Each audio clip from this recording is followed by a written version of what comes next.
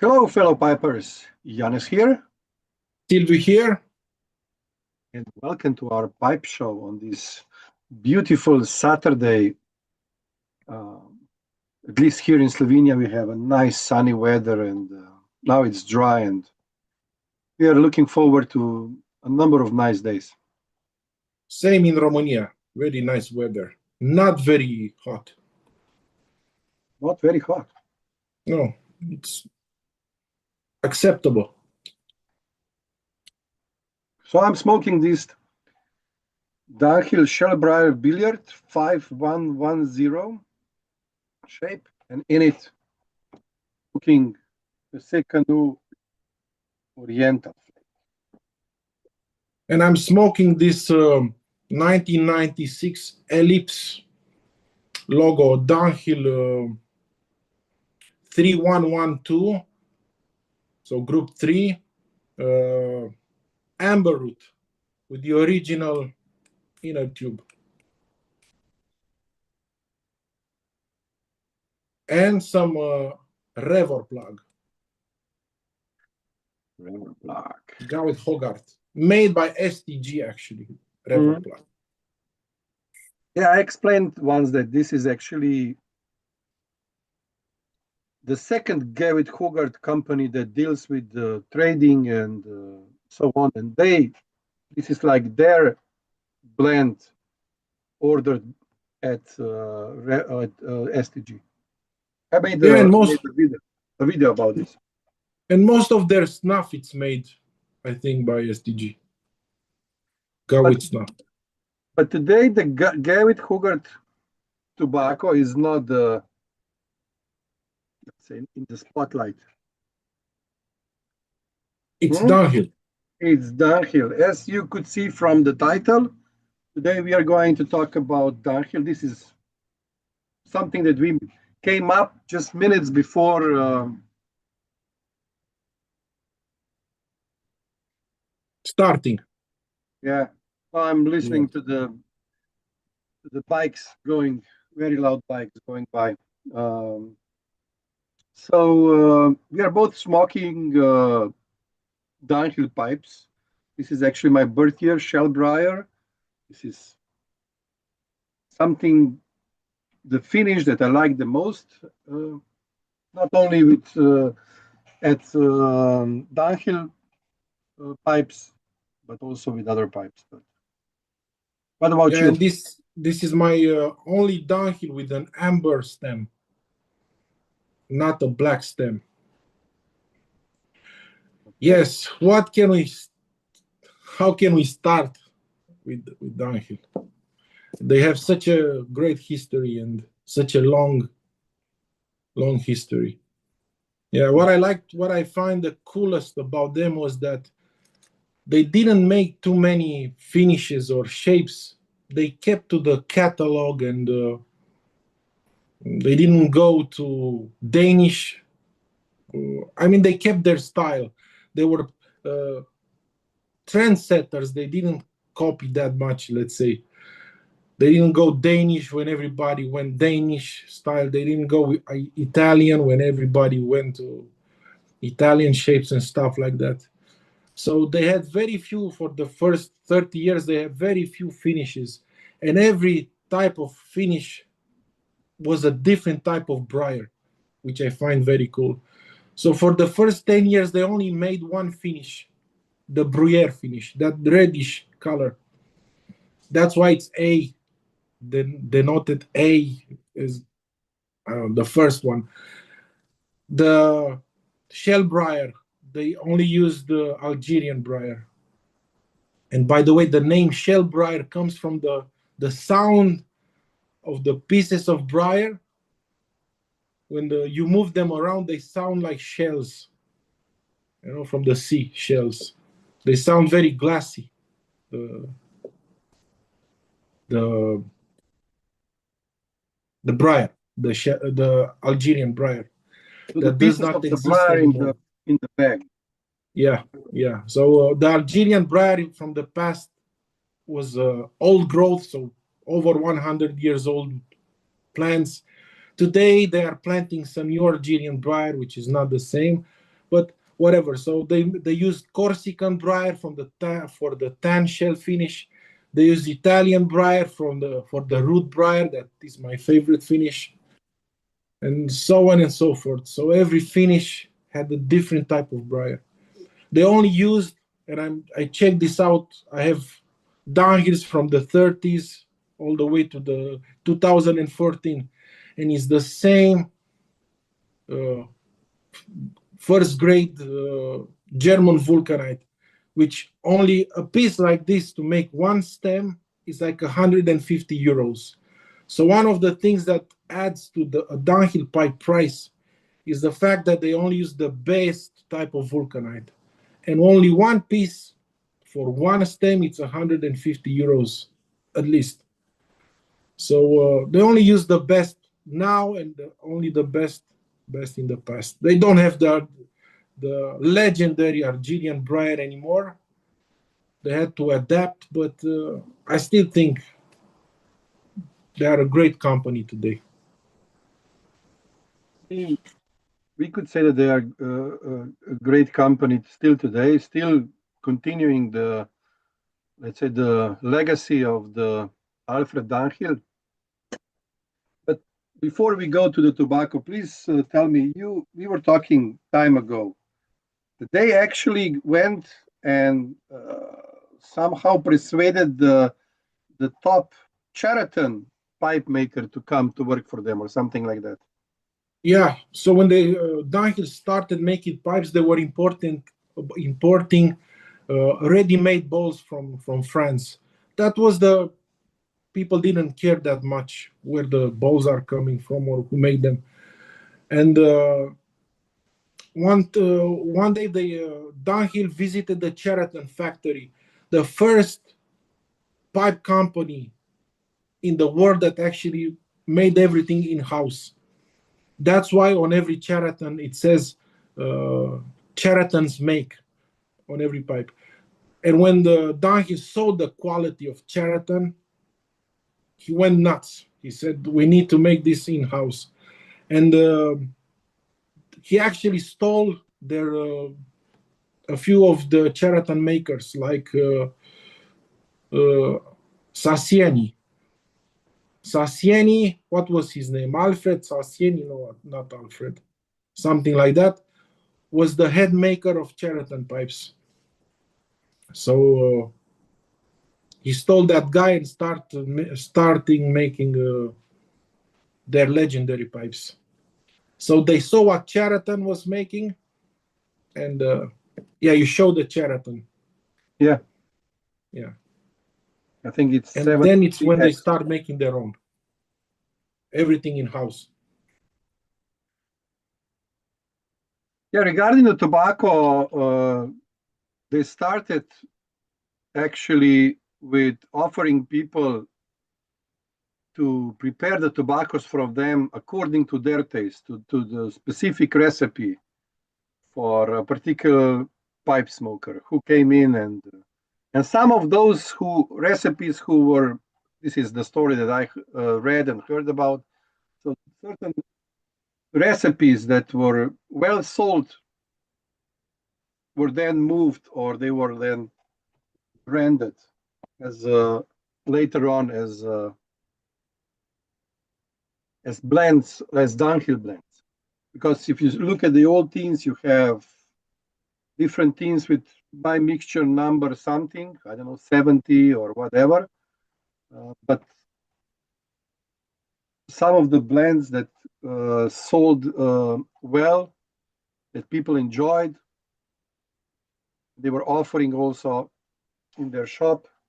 Later on came under the blend name being sold by Dunhill shop.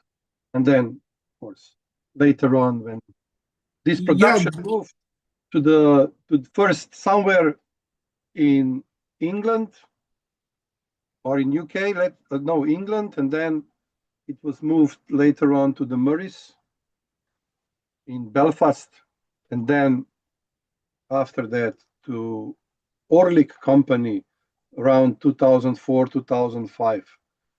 And then Orlik was making it until, let's say, 2010 or something. And then the Orlik became part of the Scandinavian Tobacco Group. Now we are all saying that the Scandinavian Tobacco Group was making this. Yes, so we have to conclude that what made Dunhill great and legendary was they were the first ones who used the sandblaster and sandblasted their pipes, making the legendary shell brier.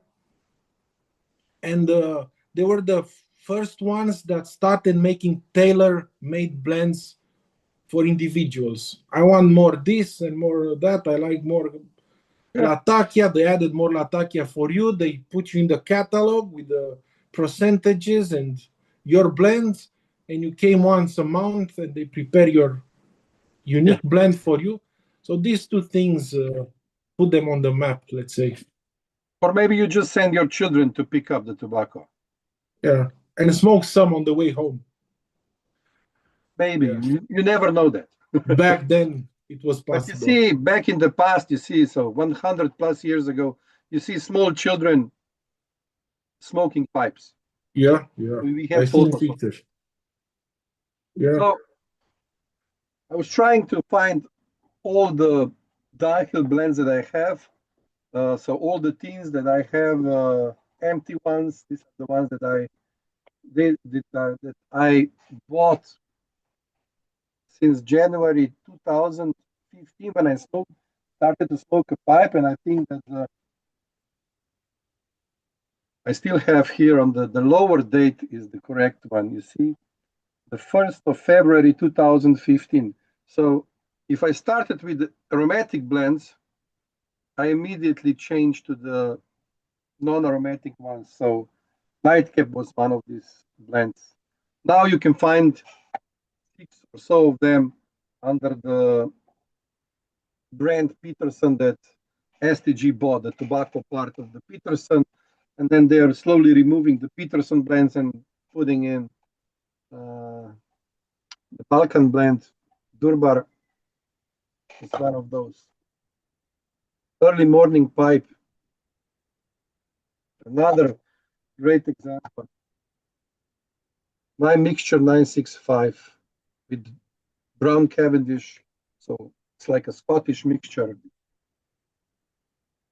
BB 1938. Bibi Netanyahu. Standard mixture that I don't have a tin here, and London mixture. So these were the blends available when I started to smoke in 2015. And then we have some Virginia Burley, my mixture 221B Baker Street.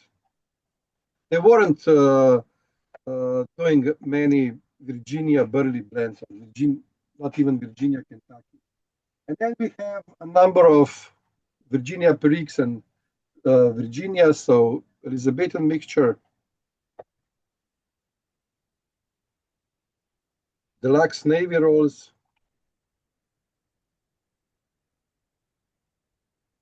Dark Flake. This one is still available tinned in UK, so those of you who crave Dark Flake or want to smoke Dark Flake, it's available. It's still being produced. And Flake. Yeah. So there is also aperitif, as I said, standard mixture, and the ye-old sign. Those were, let's say, available either when I started to smoke or just after that. I know that the ye-old sign and Dark Flake came a little bit later on, but what about the baby's bottom? Yeah, this one is the baby's bottom. BB, yeah, BB, yeah. BB is a baby's bottom, 1938. Yeah, the baby's bottom is like a shitty part, you know. So something shitty happened in 1838. Maybe after that, in 39, the war started and so on. Why they gave it? But it's baby bottom, and to be correct or to be politically correct, they did the BP 1930. Yeah. So these are some of the tobaccos. There are others back in the past that were not produced anymore. I can also show you this one, the Royal Yacht.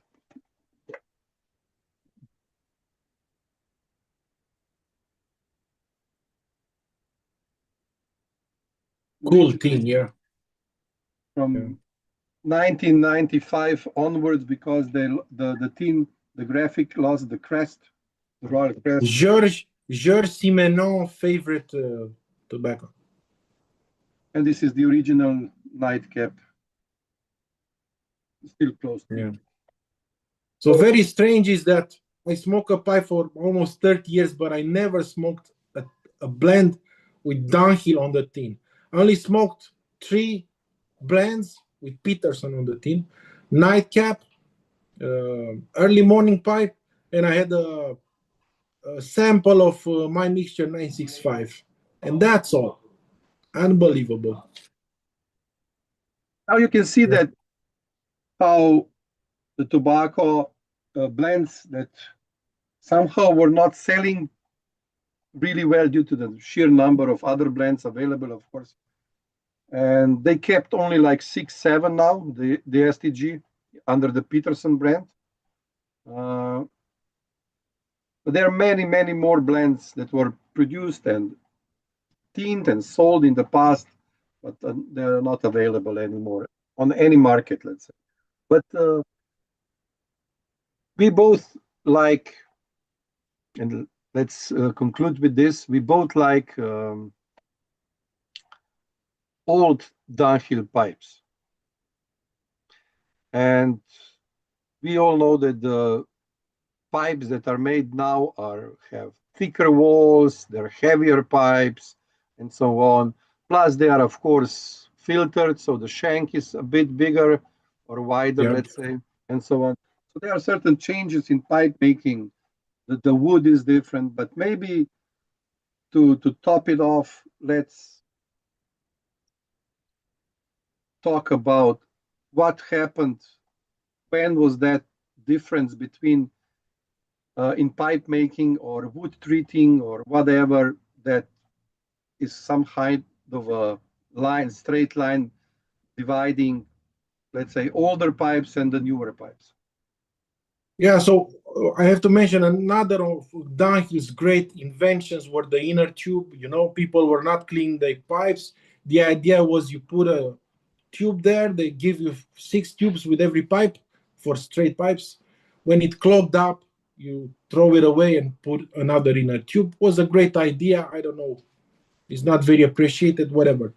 But back in the past, the idea was to cure the briar. And older the briar was when you're collecting it, better it was. It's like buying a watermelon or a fruit when it's not well ripe and everything. It's denser, it's not ripe. The same thing with the briar. Dunhill for the first 50 years only used 100 years old briar, cured for 40 years. Later, they went to 80 years old briar. They had a dead root, which was briar that was already dead, so over 120 years old briar.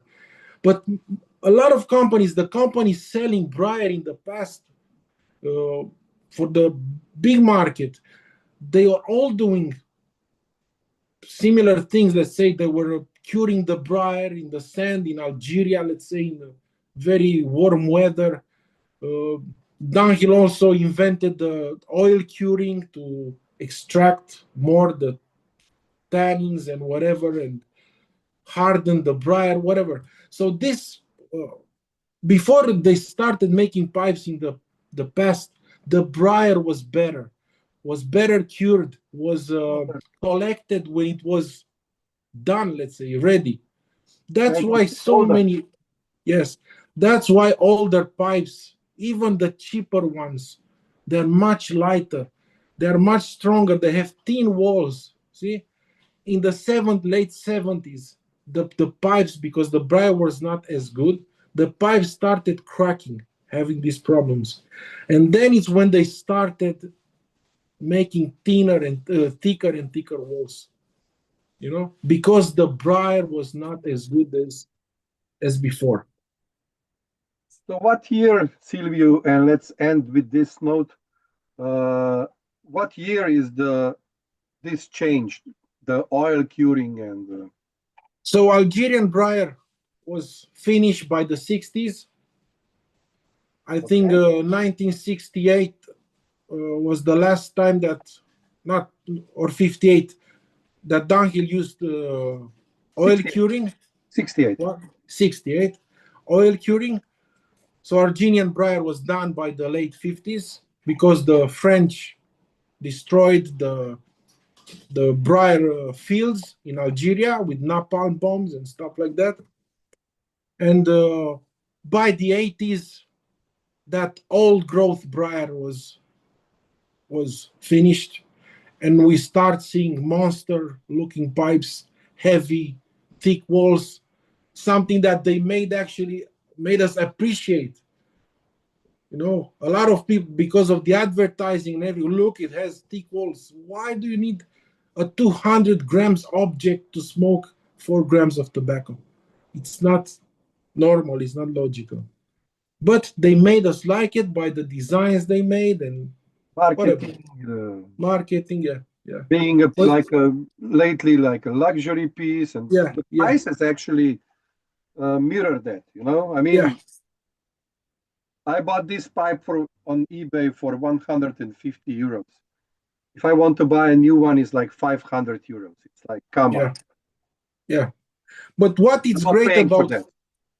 about this brand Dunhill, because we talked about if it's worth it or not. It doesn't influence the way it smokes because pipes don't smoke. But good briaring helps when it's light, thinner walls, it's easy to clench, it's easy to carry around, they're smaller, thinner. So it has a not in the smoking properties necessarily, because people say, oh, I bought a Dunhill and it smokes the same. Like, of course, it's the way you pack it and how you choose the tobacco. It's you. It smokes the way you know how to smoke.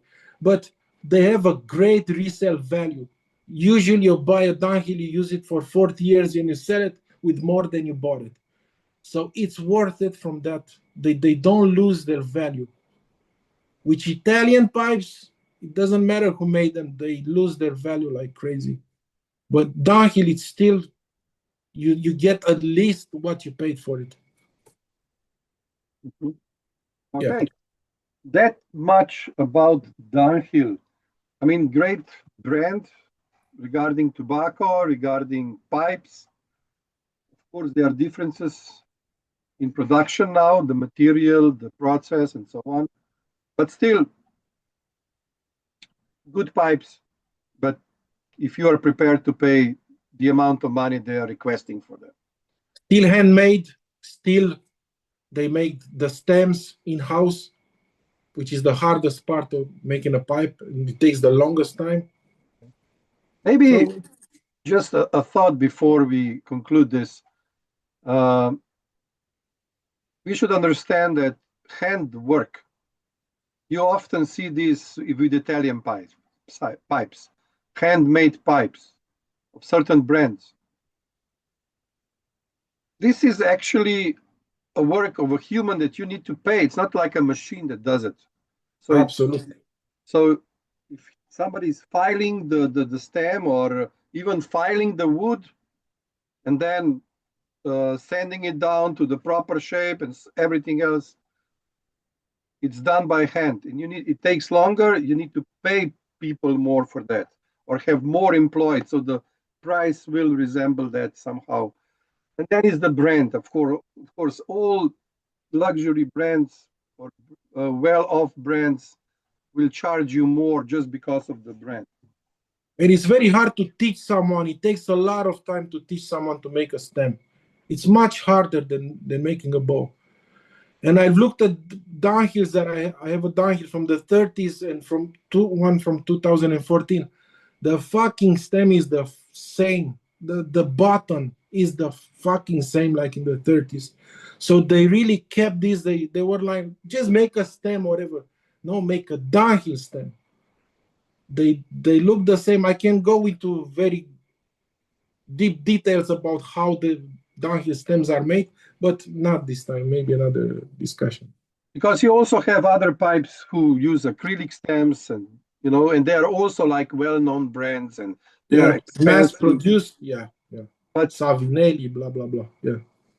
so this will be it for today for about Dunhill.